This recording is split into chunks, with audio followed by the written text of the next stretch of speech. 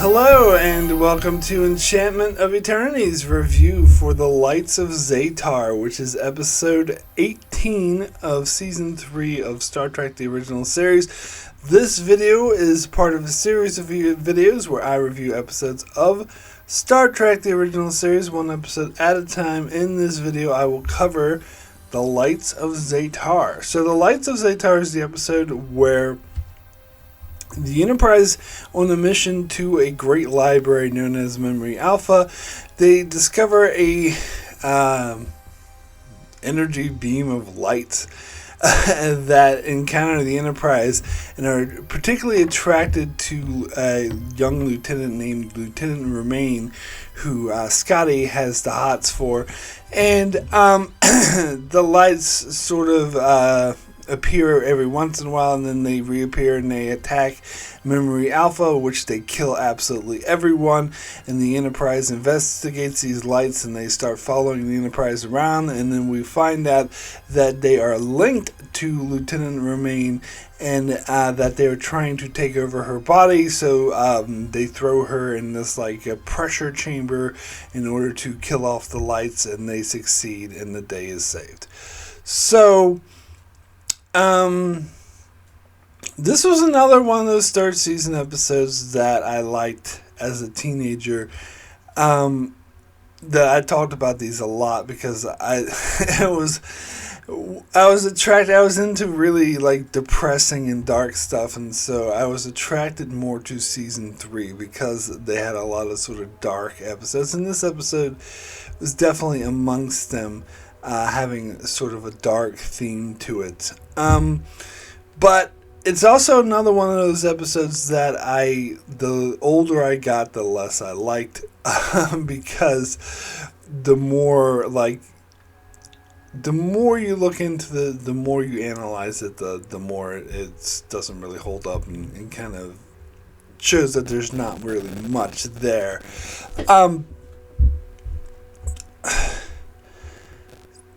And I think that it comes off as mostly like a horror schlock of the 60s, which is probably why I'm not that huge of a fan of it anymore, because I'm not really that big of a horror. It's really a possession story. And in fact, some people compared it to The Exorcist, having that same sort of vibe of someone who's being possessed by demonic spirits or whatever.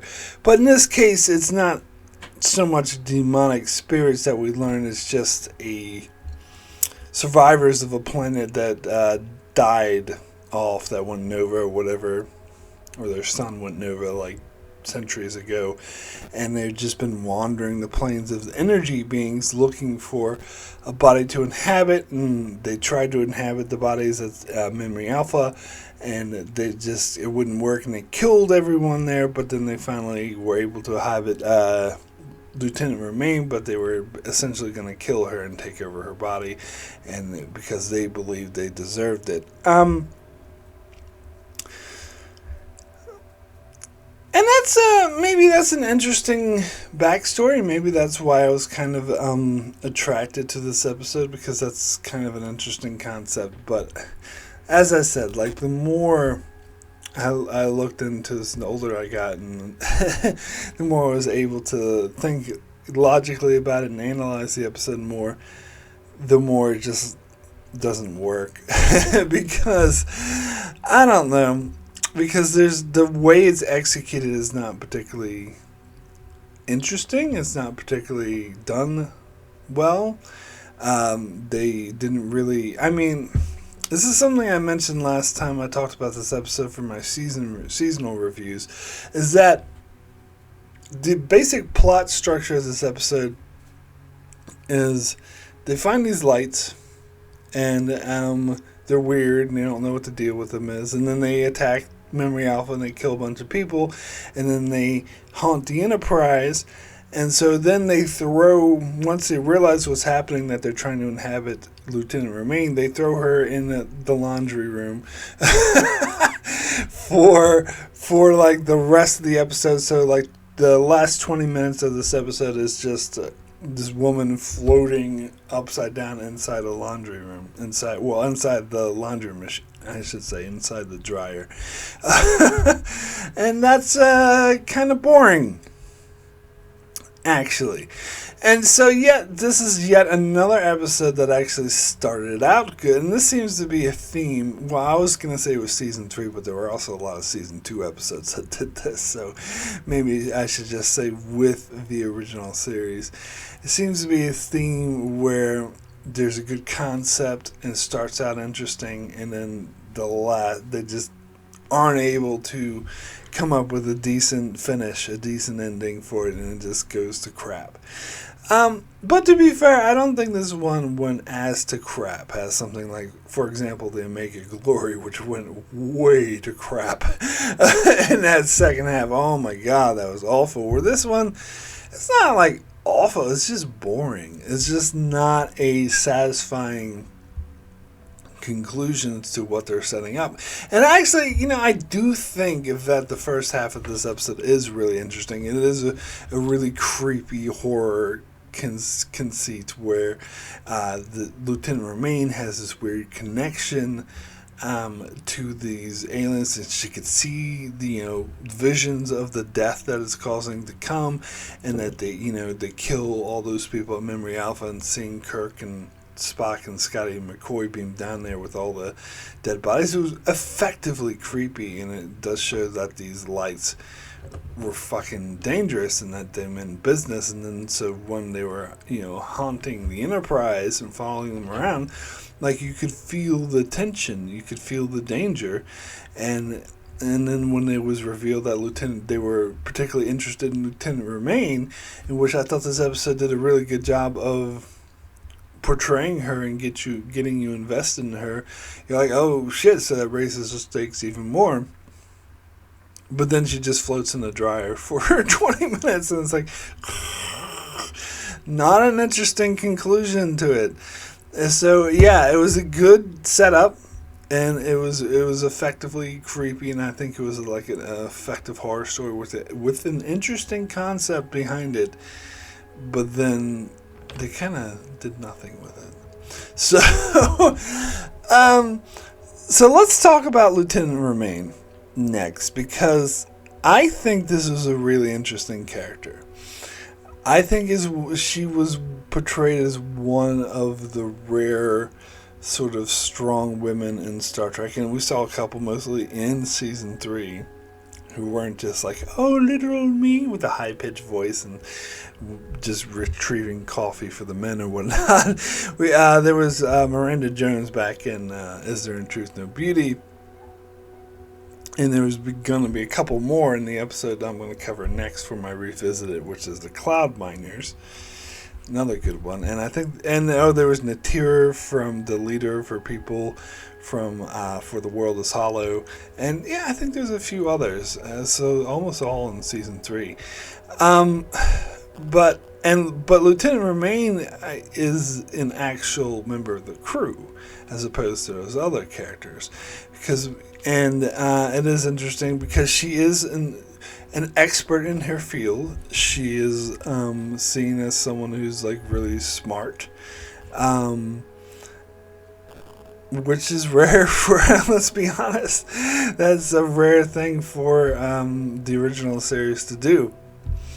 However, of course, there is the downside, because this is the original series after all, that they focus on this romance between Scotty and her, and I don't even know if I could call it a romance. It's more of Scotty is a lovesick puppy who has this obsession with her, and he condescends to her a lot in this episode, and she seems okay with it, and in fact she seems in some ways to return his affections, which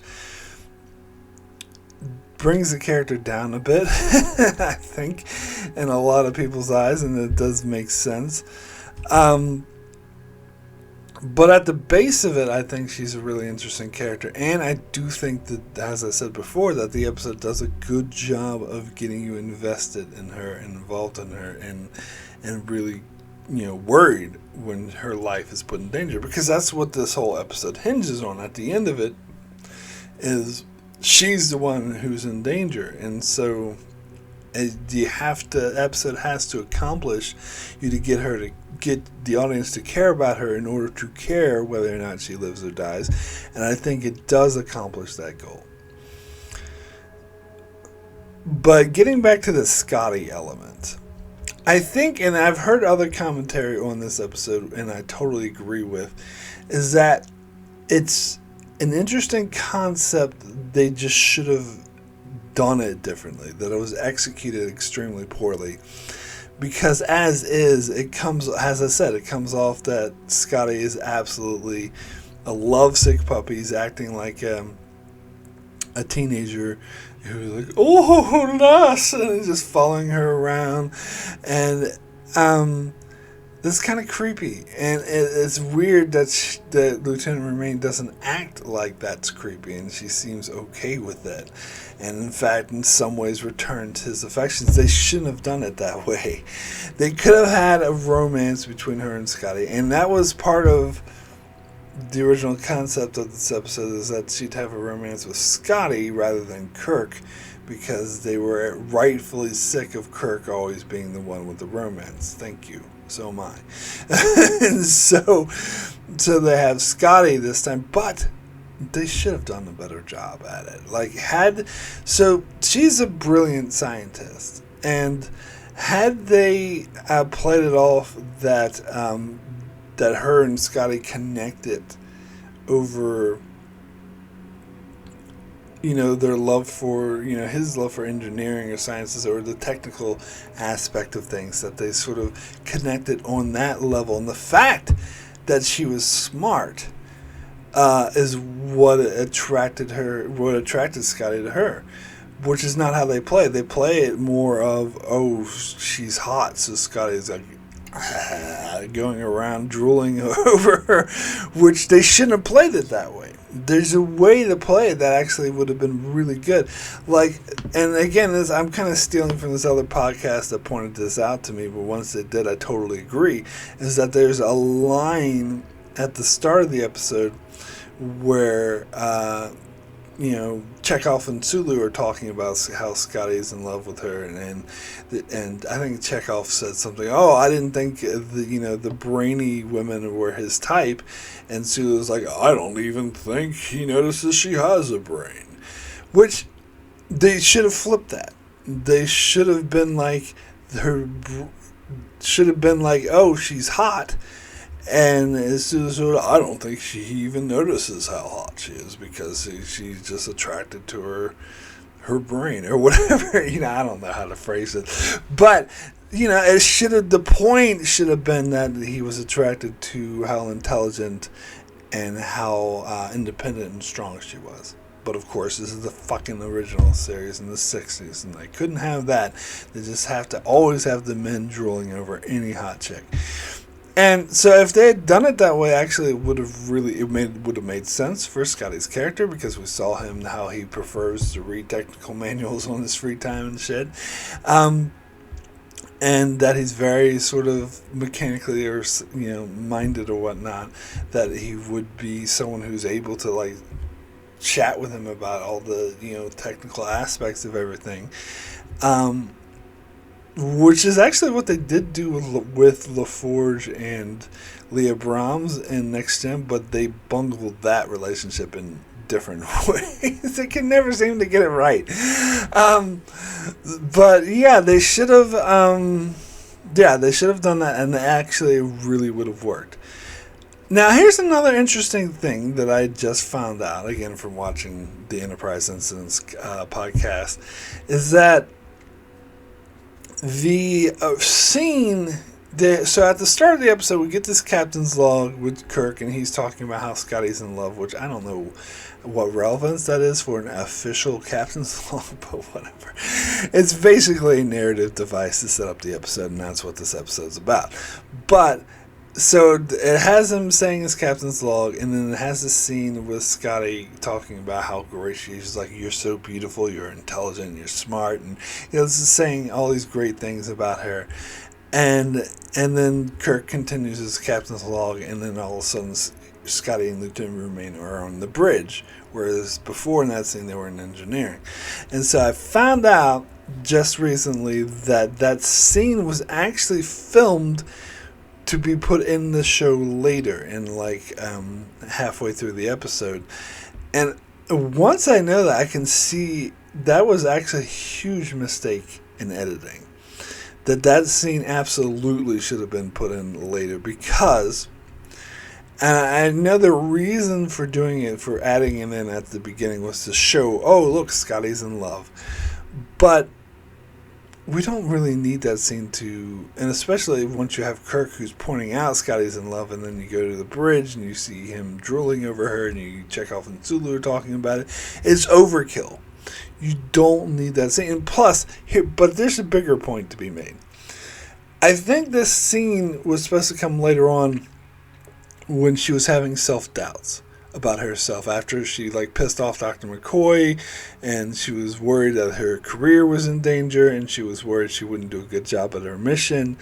And then Scotty was saying these nice things about her to boost her morale, to boost her self-esteem, to say, look, I believe in you, so you should believe in yourself. And so had they put that scene later that would have actually came off as a really nice thing for Scotty to say. That would come off as something genuine, as he genuinely cares about her, and he wants her to succeed, and he's trying to support her.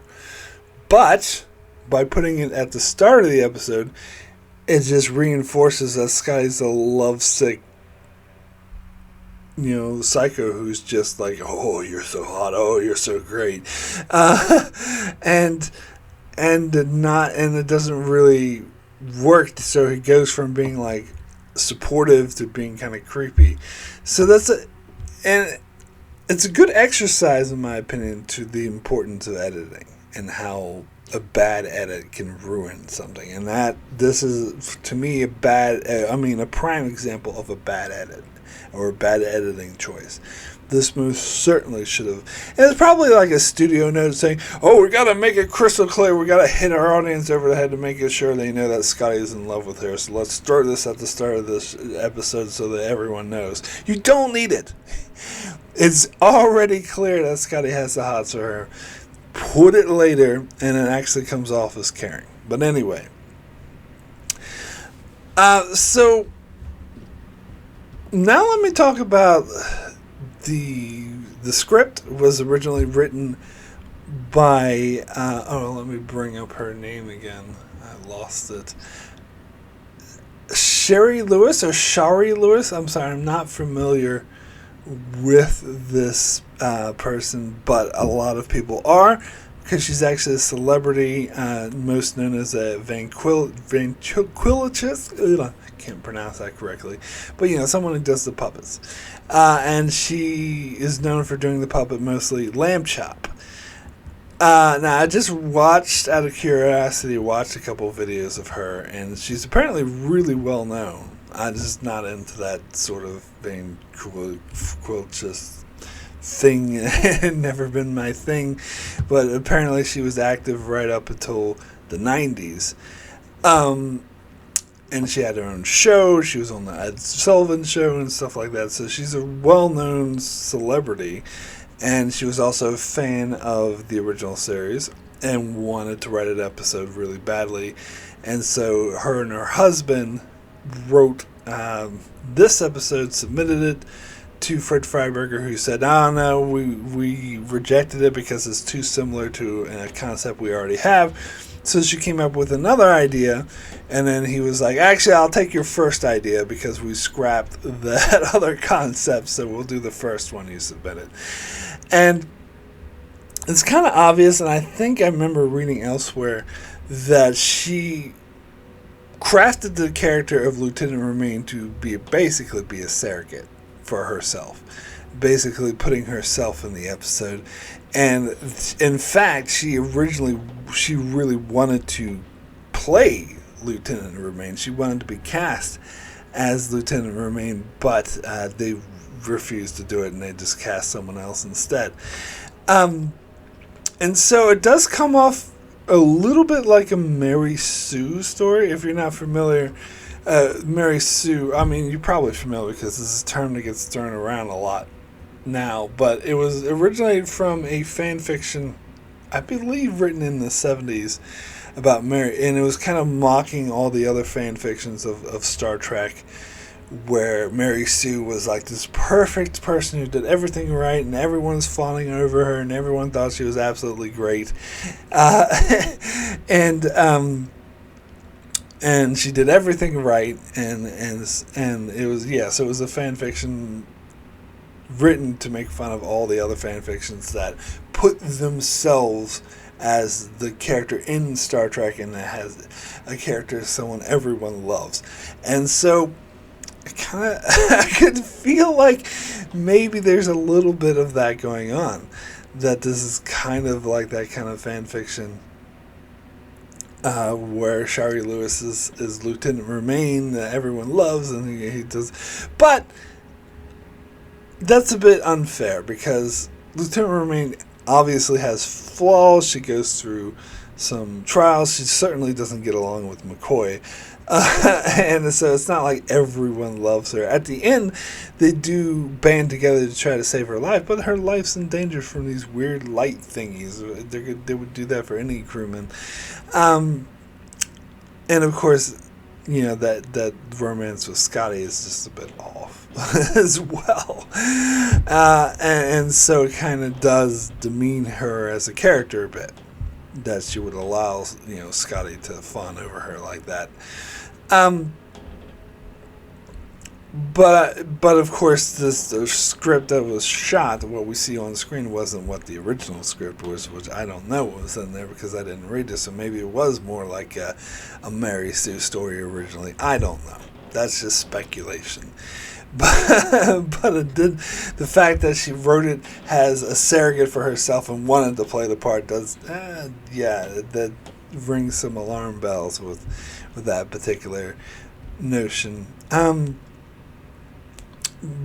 But I think that, as I mentioned with the editing choice, that it's probably a very likely scenario that the producers and the creative team or non-creative team, as the case may be, ruined her original script and made it worse. I think that is very likely, in fact. Because as I said, like, that whole third act was so bungled. It was so boring. Just her floating around and saying, "Oh, we're cranking up the pressure. There they go." That's not an interesting way to resolve what was at first a very creepy, very intense storyline, and then it just goes flat.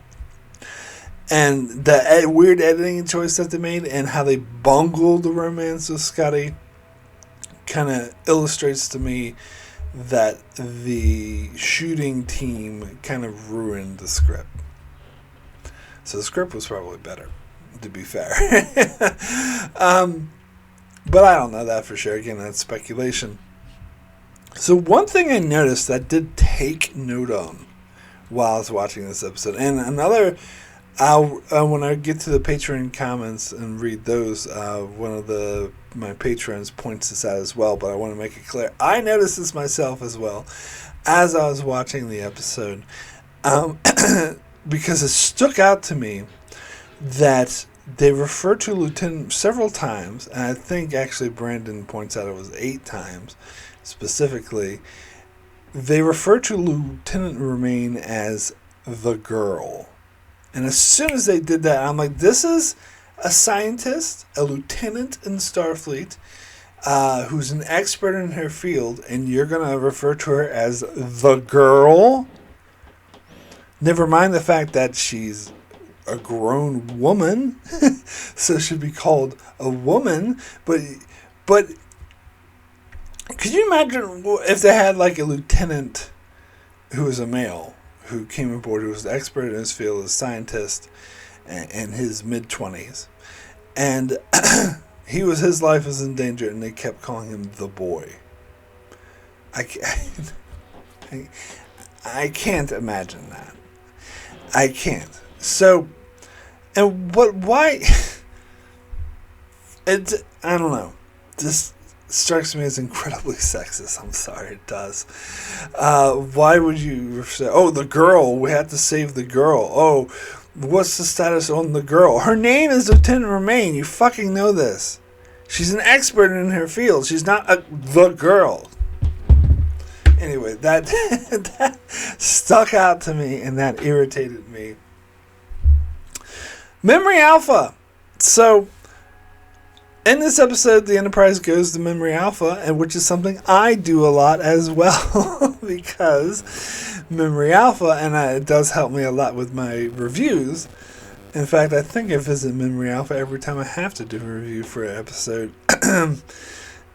Is Memory Alpha is the name of a wiki on Star Trek, the Star Trek wiki from fandom website. Usually they're just called.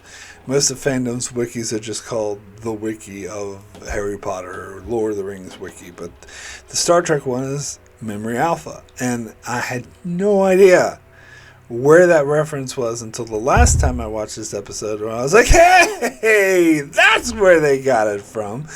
This episode, and Memory Alpha, of course, refers to this huge library that has all the vast knowledge of all the Federation worlds, where scholars and philosophers and scientists can go to study it and learn from it or whatever. And apparently there's no backups, because when the lights destroy it, they're like, oh, all that knowledge is lost. Really? There was no... I mean, I understand the concept of having a huge centralized giant library that has absolutely everything, like the Library of Congress or other sort of central libraries that are huge, and a lot of people can go to find all the information in one place. But even then, there's smaller branches that, even though it'll be spread out everywhere, they'll still have all this information. It's not going to only be in one place. That is something that stood out to me as being dumb. But it is an interesting concept to have this library, but they don't really do much with it. It's just kind of there as a plot device to see where all these people die. So I wish they would have actually done more with it. That's it, because it's an interesting concept. But it doesn't have shields. They're like, oh, it doesn't have any defensive shields or any defenses. I'm like, why? It's like this planetoid floating in space where any hostile aliens, Klingons, pirates, anything could just... and their reason for this is because, they have knowledge that's free to all. So no one would want to steal that, because you can just come and take it for free. But there's I'm sure there's technology there. There's people, slavers might be interested in just stealing the people.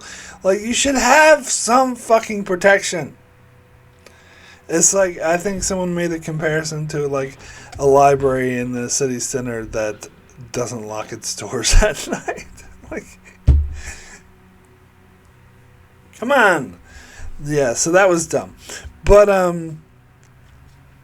also, this continue on Whom Gods Destroy. This shows Andorians and other established aliens. It has all these weird aliens too there, which is a nice touch. And again, I appreciate the subtle touch of this is what's world building. And something, to be fair, that the first two seasons of Trek did not do.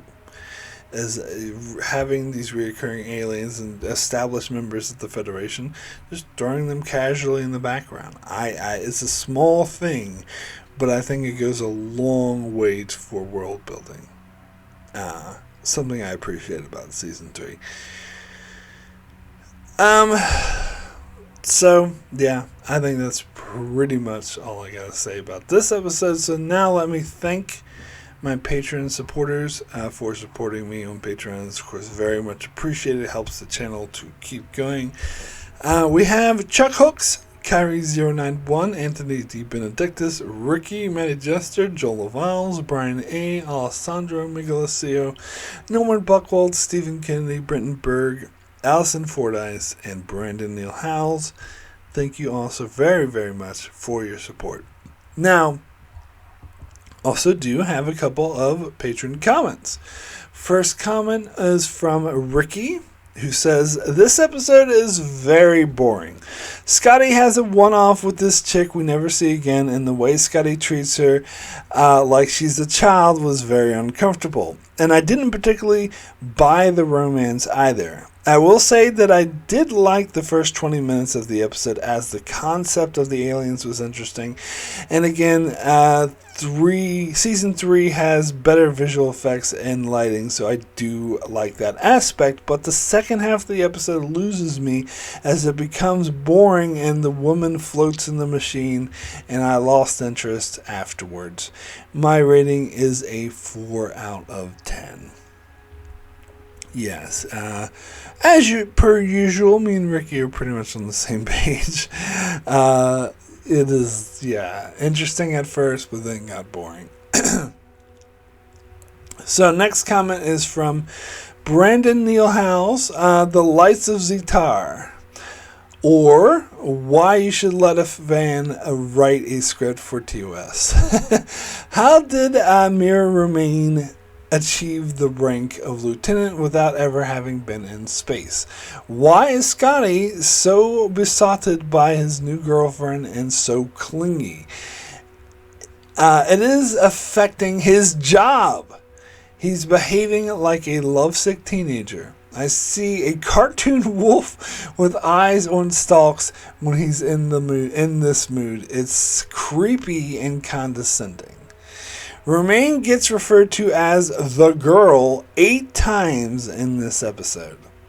Memory Alpha is only gigantic space library and has no defenses. As the son of a librarian, I find this incredibly stupid.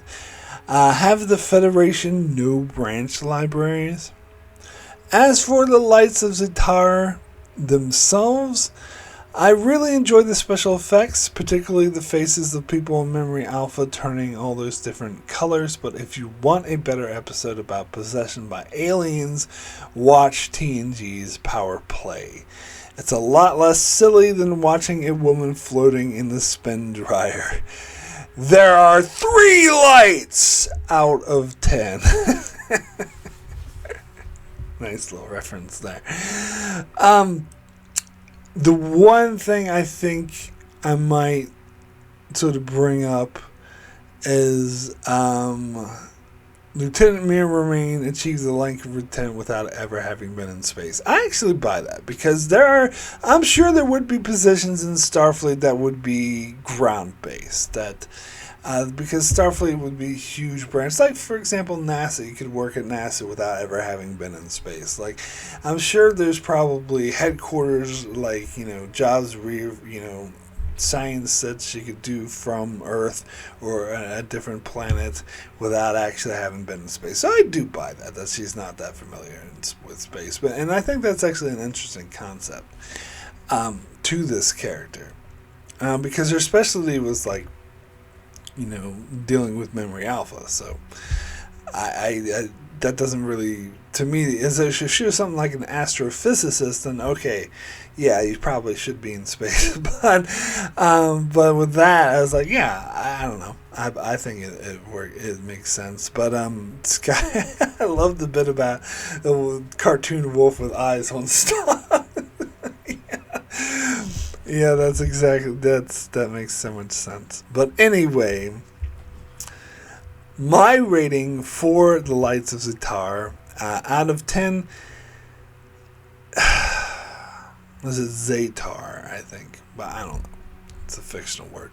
Anyway, my rating out of 10 for this episode, you know what? I think I'm actually going to go for a 6. And again, I feel like I'm being so generous. I guess it's partly nostalgia. I do have a certain affection for some of these dark season 3 episodes.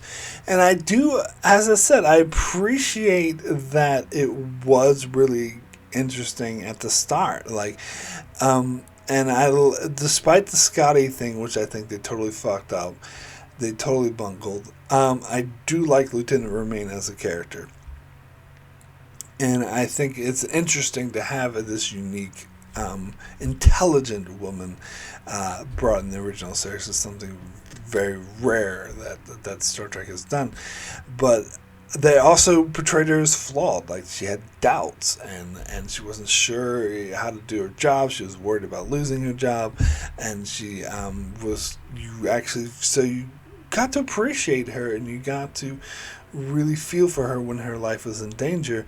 And also, again, the way that the lights were used has attacked Memory Alpha, and they had that scene with that Brandon alluded to, with the woman who was dying, her face was turning all shades of color, and just going was so creepy. Like, that was, to me, that was really effective and raising the tension, raising the stakes of the episode. And how, and I do like how Kirk wasn't the choice for the romance, by the way, because I'm sick of every woman in the world always having the hots for Kirk. But, and it was creepy, like when the lights were following them and they shot at the lights with the phasers and actually hurt, like, Lieutenant Romaine. It created this dilemma. Like, what are we going to do? Because these lights could kill us all, but if we attack them, we're going to kill her. And so that made it a very interesting dilemma. But then they just bungled the ending and just ended with her being in a dryer for 20 minutes. Boring. So they they messed up on that final part. But before then, I thought it was actually kind of creepy, kind of interesting, and I liked the portrayal of Lieutenant Romaine. The only other thing that sucked before then was the whole Scotty thing, which they totally bungled. But anyway, that's why I think it's good enough for me to give it a 6. I think in the past I would have given this episode a 7 or an 8, but I think that's too high because there is too many flaws with this episode. But I'm sticking with the positive rating. Again, some people may think I'm too generous, but I don't know. I have a certain affinity for season 3. Anyway, that is it for my review of The Lights of Zetar. Sorry, who cares? Anyway, I used to call it The Lights of Zetar, but it's actually Zetar. Anyway, so if you haven't already, please vote in the polls that I have to for my viewership top 10 best and worst episodes of Star Trek: The Original Series, voted entirely by you, the viewer, not by me at all, where I'll take everyone's top 10s and confabulate them and add them together and come up with a collective top 10 that I will speak out on and read the results in a live stream I'll be doing in mid-June once I finish my coverage for the original series. So please go out and vote in that. So now what's coming up next on my channel, where we at? So Wednesday, I'm back over on Patreon for another Revisited for the Cloud Minders. A really favorite of mine, I think is highly underrated episode. And then the next day, Thursday, still on Patreon for a revisit, this time for one of my least favorite episodes of the entire series, The Way to Eden. And then on Saturday, back here, public, on my channel for a new review for the Requiem for Maslusla. And then next Monday, back over on Patreon for another Revisited for the Savage Curtain. Revisit that terrible episode. So anyway, that's what's coming up on my channel. Be sure to check out my channel as I continue to cover Star Trek and many other shows as well. So be sure to subscribe so you can keep up with all of that. And thanks a lot for watching.